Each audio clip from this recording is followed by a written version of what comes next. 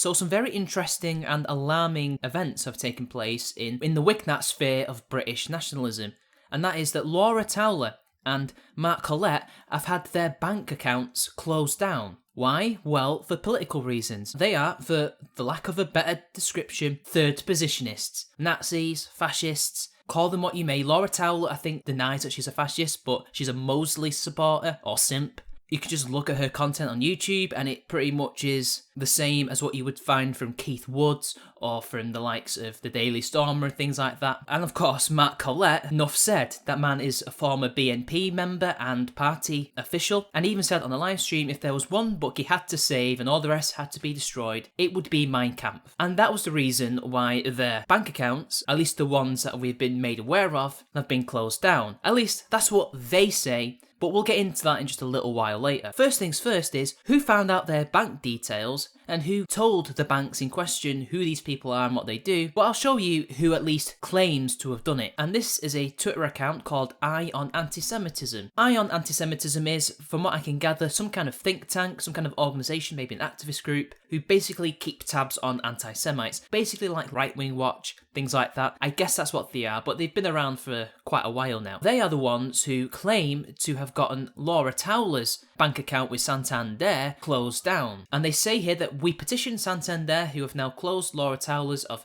Patriotic Alternative bank account closed by Santander UK. Now this is Laura Towler's tweet announcing that she had had her bank account closed. Yes, because heaven forbid I might want to keep my address and bank balance private, here you go. One for my current account, one for my savings account, and one that they printed off for me in the branch. The one I shared because I didn't want to share my bank balance. But then again, she has 3 separate letters telling her that they're going to be closing her accounts. But what's interesting, a Vanishing Point captured a screenshot of this strange typography here. As you see here, there's pound insert, which is, I guess, meant to be X amount of pounds, but surely they would just give her the number of the amount of cash she has in her bank account. Why is it like that? Doesn't really make much sense, does it? So there were question marks over the veracity of the claims, the authenticity of these letters. But what I want to know is, how did this anti-Semitism organisation find her details and her address and things like that in order to get her bank account closed? Well, one person who I know who has worked in the banking sector told me that they probably had to write to all the banks and building societies and hope for the best. Either that, or they had an insider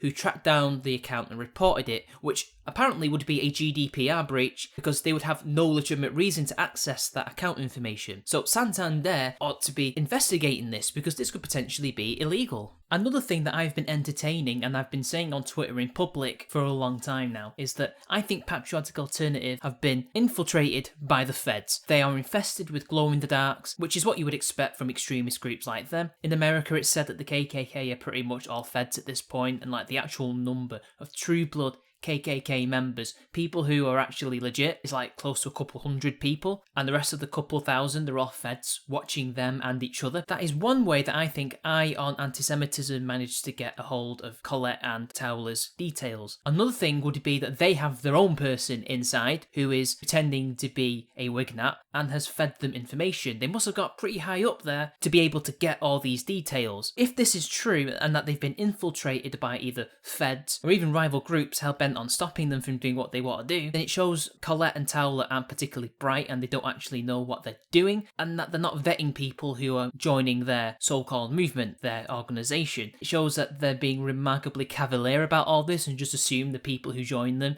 have good intentions and are like part of the cause, when they might not necessarily be so. But then after that, only a couple of days, maybe even a week after, Mark Collett had his account closed down. And once again, Eye for Anti-Semitism claimed, sort of but maybe claimed responsibility, saying no need to thank us again. And this is what Mark Collett says. Today I was informed by my bank HSBC that they will no longer provide me with banking services. Laura Towler faced the same situation last week when Santander closed her account. This is clearly a coordinated effort to silence those who speak out against demographic change. Now, at the very least, this appears much more legitimate than Laura Towler's does, so I'm not going to question the authenticity too much here, and especially as once again, that think tank or organisation, whatever they are, basically announced that, yeah, we kind of were involved. So why do I think that these tactics that Eye for Anti-Semitism and other so-called anti-racist organisations are using? Well, ultimately, it's this. These actions are only emboldening Towler and Collett and their followers. Patriotic Alternative, they won't get a massive popularity boost from this at all. They're so small and they're so stupid and don't really do anything with their activism and organisation. It seems more to be like a fraternity of sorts, where they just get together, have fun, going on hikes and things like that, and get into Twitter arguments and trying to, I guess, wrestle control of debates and things like that, just try to rain on everybody's parade, I guess. As long as they keep doing that, they're never going to be a force in British politics. And in fact, I'm pretty sure it's not even intended to be a political party, it's meant to be an activist group, but they don't do any activism. So even with this added notoriety, however, it is emboldening them ideologically, because when a group is persecuted or is perceived to be persecuted, they don't change their ways,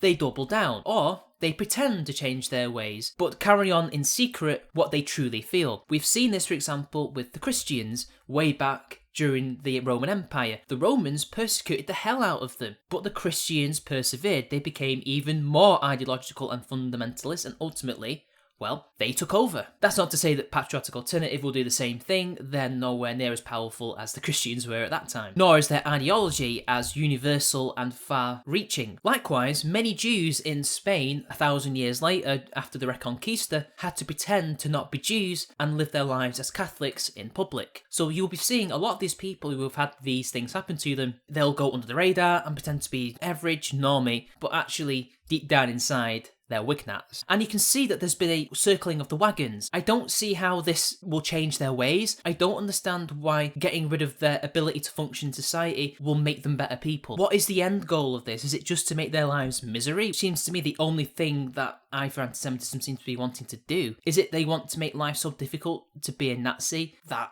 it's impossible to be one, to think like one? That's not how that works. Just look at how they feel that their narrative, what they think, what they feel is being reinforced by this behaviour, by the actions, or at least the so-called actions, of I for anti-Semitism. If anything, the opposite thing has happened and these people are getting even worse. Because if it's one thing, because the thing that I for anti-Semitism don't know what they're doing is they're making it very hard for these people to function in society. Therefore, there is a smaller and smaller window for them to actually, reform. We're closing the door on them. Why do you think the African-American guy who went and befriended KKK members had so much success with them? Because he treated them like human beings and he didn't try to ruin their lives. This dehumanisation will only serve to give them a martyr complex, because that's what they want. They want to be martyrs because they have nothing else going for them in terms of politics. They think if they get martyred, they can create some kind of fash wave that will stretch far and wide across the country and somehow the average Brit will start supporting them. But I don't think that'll happen anyway, but it will certainly make more people notice them to some degree. So well done, and I for anti-Semitism, your apparent tactic backfired. Now, as for Laura Towler, things are a little bit more suspect on her end because I forgot to mention a certain thing. My friend who used to work in the banking sector said that, at least where he worked,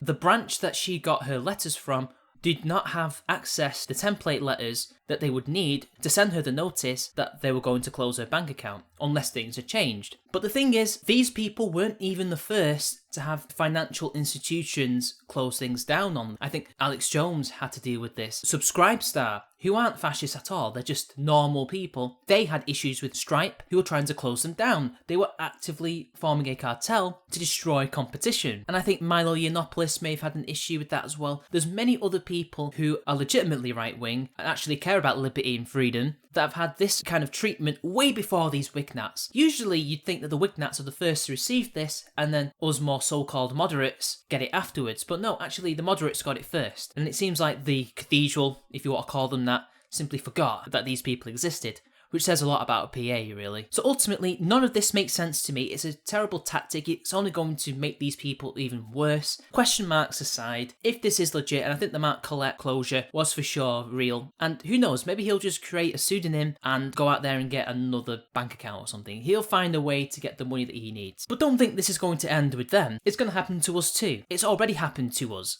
and it will continue happening. That's all I have for today. I'll see you all later.